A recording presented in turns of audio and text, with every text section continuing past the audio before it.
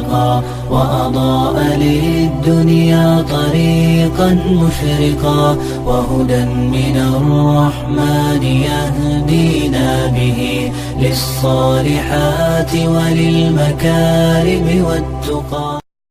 السلام علیکم ورحمۃ اللہ وبرکاتہ. بسم اللہ الرحمن الرحیم.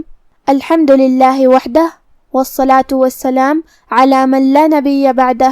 اما بعد. رب اشرح لی صدری ویسر لی امری واحلل عقدۃ من لسانی یفقہوا قولی. شروع کرتی ہوں اللہ کے نام سے جو بڑا مہربان نہایت رحم کرنے والا ہے. انشاءاللہ آج کے درس نمبر 115 میں سورۃ المدثر آیت نمبر 8 سے آیت نمبر 15 تک کی شرح اور ترجمہ سماعت فرمائیں گے. تو شروع کرتے ہیں. اعوذ باللہ من الشیطان الرجیم. فَإِذَا نُقِرَ فِي النَّاقُورِ. کلمت فَإِذَا میں یہاں حرف دال ہے. دال کی ادائیگی زبان کے سر اور اوپر والے دانتوں کے اندرونی کناروں سے ہے. کلمت نقرہ میں یہاں حرف القاف ہے. قاف کو ہم زبان کے جڑ اور تالو کے نرم حصے سے ادا کریں گے. قاف حروف التفخیم میں سے بھی ہے تو ہمیں یہ حرف کو بھاری آواز میں پڑھنا ہے. پھر یہاں حرف الراء ہے اور اس پہ زبر ہے تو راء کا حکم ہے تفخیم. ہم راء کو بھاری آواز میں پڑھیں گے. کلمت الناقور یہاں حرف النون پہ تشدید ہے لہذا 2 حرف کے برابر ہمیں نون کو پڑھنا ہے کیونکہ تشدید کی اصلیت 2 حرف ہے. جیسا کہ یہاں حرف النون ہے تو یہ 2 نون ہے، نون ساکن اور نون متحرک. پھر یہاں حرف القاف کا دھیان رہے. آخری میں ہم راء پہ رکیں گے تو اس پہ جزم سے رکیں گے. تو راء کا حکم ہے تفخیم کیونکہ اس پہ جزم ہے اور اس سے پہلے والے حرف پہ بھی جزم ہے لیکن قاف پہ پیش ہے لہذا ہم راء کو بھاری آواز میں پڑھیں گے.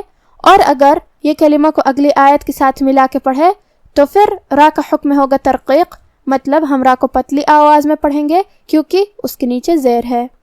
فَإِذَا نُقِرَ فِي النَّاقُورِ فَذَلِكَ يَوْمَئِذٍ يَوْمٌ عَسِيرٌ. کلمت فَذَلِكَ حرف دال پہ کھڑا زبر ہے تو یہاں مد الف ہوا. ہم اپنی آواز 2 مد کے برابر لمبی کریں گے. کلمت یومئذ یہاں حمزہ ہے اور اس کے نیچے زیر ہے تو ہم حمزہ کو حلق کے نیچے والے حصے سے ادا کریں گے اور زیر کو بھی ظاہر کریں گے. آخری میں حرف دال کے نیچے تنوین زیر ہے. پھر حرف الیا ہے. کلمت یوم یا حروف الادغام بغنہ میں سے ہے اور ادغام کا معنی ہے حرف کو حرف میں داخل کرنا. تو ہم یہ تنوین کو یا میں ملا کے غنہ کے ساتھ اور تشدید کے ساتھ یہ حکم کو ادا کریں گے. یومئذ یومن. کلمت یومن کے آخری میں میم پہ تنوین پیش ہے. پھر حرف العین ہے. کلمت عسیر میں عین حروف الاظہار میں سے ہے اور اظہار کا معنی ہے ظاہر کرنا اور تنوین کی اصلیت نون ساکن ہے تو ہم یہاں تنوین ظاہر کریں گے اور اسے نون ساکن پڑھیں گے اور بغیر غنہ سے یہ حکم کو ادا کریں گے. یوم عسیر. کلمت عسیر میں حرف العین کو ہم حلق کے درمیان والے حصے سے پڑھیں گے. آخری میں حرف الراء پہ رکیں گے تو اس پہ جزم سے رکیں گے تو راء کا حکم ہوگا ترقیق تو ہم حرف الراء کو پتلی آواز میں پڑھیں گے. فَذَلِكَ يَوْمَئِذٍ يَوْمٌ عَسِيرٌ عَلَى الْكَافِرِينَ غَيْرُ يَسِيرٌ. کلمت غیر میں یہاں حرف الغین ہے. غین کی ادائیگی حلق کے اوپر والے حصے سے ہے. غین حروف التفخیم میں سے بھی ہے تو ہم یہ حرف کو بھاری آواز میں پڑھیں گے. آخری میں حرف الراء پہ پیش ہے لہذا ہمیں پیش کو ظاہر کرنا ہے اور حرف الراء کو موٹی آواز میں پڑھیں گے. عَلَى الْكَافِرِينَ غَيْرُ يَسِيرٌ ذَرْنِي وَمَنْ خَلَقْتُ وَحِيدًا. کلمت ذرنی میں یہاں ہمیں راء کو بھاری آواز میں پڑھنا ہے. کلمت ومن کے آخری میں نون ساکن ہے. پھر حرف الخاء ہے. کلمت خلقتو میں خاء حروف الاظہار میں سے ہے تو ہم نون کو ظاہر کریں گے اور بغیر غنہ سے یہ حکم کو ادا کریں گے. کلمت خلقتو میں یہاں قاف ساکن ہے تو قاف کا حکم ہے قلقلہ. قلقلہ کا معنی ہے حرف ساکن کو ہلانا لہذا ہم حرف القاف کو ہلاتے ہوئے یہ کلمہ کو پڑھیں گے. خلقتو.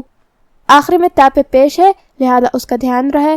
کلمت وحیدہ میں حرف الحا ہے، حا کی ادائیگی حلق کے درمیان والے حصے سے ہے، آخر میں حرف الدال پہ تنوین زبر ہے۔ اگر ہم یہ آیت کو اگلی آیت کے ساتھ ملا کے پڑھے تو حرف الواو کلمت وجعلت میں حروف الادغام میں سے ہے، تو ہم یہ تنوین کو واو میں ملا کے غنہ اور تشدید کے ساتھ یہ حکم کو ادا کریں گے، وحیدا وجعلت، اور ہم کلمت وحیدہ پہ رکیں گے تو دال پہ مد الف سے رکیں گے، ذرنی ومن خلقت وحیدا وجعلت له مالا ممدودا۔ کلمت وجعلت یہاں لام ساکن ہے تو ہمیں لام کو ظاہر کرنا ہے۔ کلمت لہو یہاں ہاں پہ الٹا پیش ہے تو یہاں حکم ہے مد صلہ صغرا، ہم اپنی آواز 2 مد کے برابر لمبی کریں گے، لہو مالن۔ کلمت مالن کے آخر میں لام پہ تنوین زبر ہے، پھر حرف المیم ہے کلمت ممدودہ میں، میم حروف الادغام بغنہ میں سے ہے تو ہم یہ تنوین کو میم میں ملا کے غنہ اور تشدید کے ساتھ یہ حکم کو ادا کرنا ہے، مالم ممدودہ۔ کلمت ممدودہ یہاں میم ساکن ہے لہذا ہم میم کو ظاہر کریں گے، آخری میں یہ کلمہ پہ رکیں گے تو اس پہ مد الف سے رکیں گے، وَجَعَلْتُ لَهُ مَالًا مَمْدُودًا وَبَنِينَ شُهُودًا۔ کلمت شہودہ میں حرف الشین پہ اور حرف الہا پہ دونوں پہ پیش ہے لہذا ہمیں یہ دونوں پیش کو برابر سے ادا کرنا ہے، ہا کو ہم حلق کے نیچے والے حصے سے ادا کریں گے، آخر میں یہ کلمہ پہ رکیں گے تو اس پہ مد الف سے رکیں گے، وَبَنِينَ شُهُودًا وَمَهَّدتُ لَهُ تَمْهِيدًا۔ کلمت مہدت میں یہاں ہا پہ تشدید ہے لہذا 2 حرف کے برابر ہمیں حرف الہا کو پڑھنا ہے، پھر یہاں حرف الدال ہے اور اس کے بعد حرف التا ہے، دال اور تا کی ادائیگی ایک ہی جگہ سے ہے اور وہ ہے زبان کی نوک اور اوپر کے دانتوں کی جڑ سے، تو یہاں حکم ہے ادغام متجانسین، ہم حرف الدال کو حرف التا میں ملا کے صرف حرف التا پڑھیں گے اور تشدید کے ساتھ، وَمَهَّدتُ۔ کلمت لہو یہاں بھی ہا پہ الٹا پیش ہے تو یہاں ہم اپنی آواز 2 مد کے برابر لمبی کریں گے، لہو تمہیدا۔ کلمت تمہیدہ میں یہاں میم ساکن ہے لہذا ہمیں میم کو ظاہر کرنا ہے، وَمَهَّدتُ لَهُ تَمْهِيدًا ثُمَّ يَطْمَعُ أَنْ أَزِيدَ۔ کلمت ثم میں حرف الثا کو ہم زبان کے سر اور اوپر والے دانتوں کے اندرونی کناروں سے ادا کریں گے، پھر حرف المیم پہ تشدید ہے لہذا 2 حرف کے برابر ہمیں میم کو پڑھنا ہے۔ کلمت یطمع میں یہاں حرف الطا ہے اور اس پہ جزم ہے، طا حروف التفخیم میں سے ہے تو ہم یہ حرف کو بھاری آواز میں منہ پھلا کے پڑھیں گے، جو کہ اس پہ جزم ہے تو یہاں بھی طا کا حکم ہے قلقلہ، تو ہمیں یہ حرف کو ہلاتے ہوئے یہ کلمہ کو پڑھنا ہے، یطمع، میم پہ زبر ہے اور عین پہ پیش ہے تو ہم یہ دونوں حرکات کو ظاہر کریں گے، عین کو ہم حلق کے درمیان والے حصے سے پڑھیں گے۔ کلمت ان کے آخر میں نون ساکن ہے، پھر حرف الالف ہے کلمت ازید میں، الف حروف الاظہار میں سے ہے تو ہم نون کو ظاہر کریں گے اور بغیر غنہ سے یہ حکم کو ادا کریں گے، ان ازید۔ آخر میں حرف الدال پہ رکیں گے تو اس پہ جزم سے رکیں گے، تو یہاں بھی دال کا حکم ہے قلقلہ، ہمیں یہ حرف کو ہلاتے ہوئے یہ کلمہ کو پڑھنا ہے، ثم يطمع ان ازید۔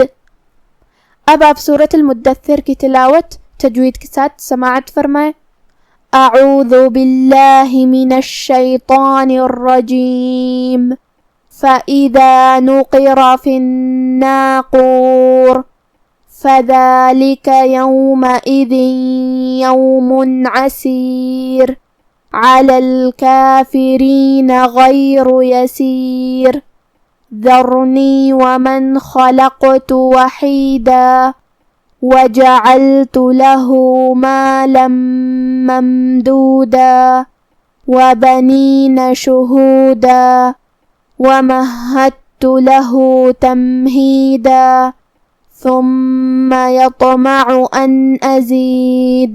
پھر جب سور پھونکا جائے گا تو وہ دن مشکل کا دن ہوگا، یعنی کافروں پر آسان نہ ہوگا مجھے اس شخص سے سمجھ لینے دو جس کو میں نے اکیلا پیدا کیا اور میں نے اس کو بہت سا مال دیا اور ہر وقت حاضر رہنے والے بیٹے دیے اور اس کو ہر طرح کے سامان میں وسعت دی، پھر بھی لالچ رکھتا ہے کہ میں اسے اور زیادہ دوں۔ آج کا ہمارا درس یہیں ختم ہوتا ہے۔ وما توفیقی الا باللہ، والسلام علیکم ورحمۃ اللہ۔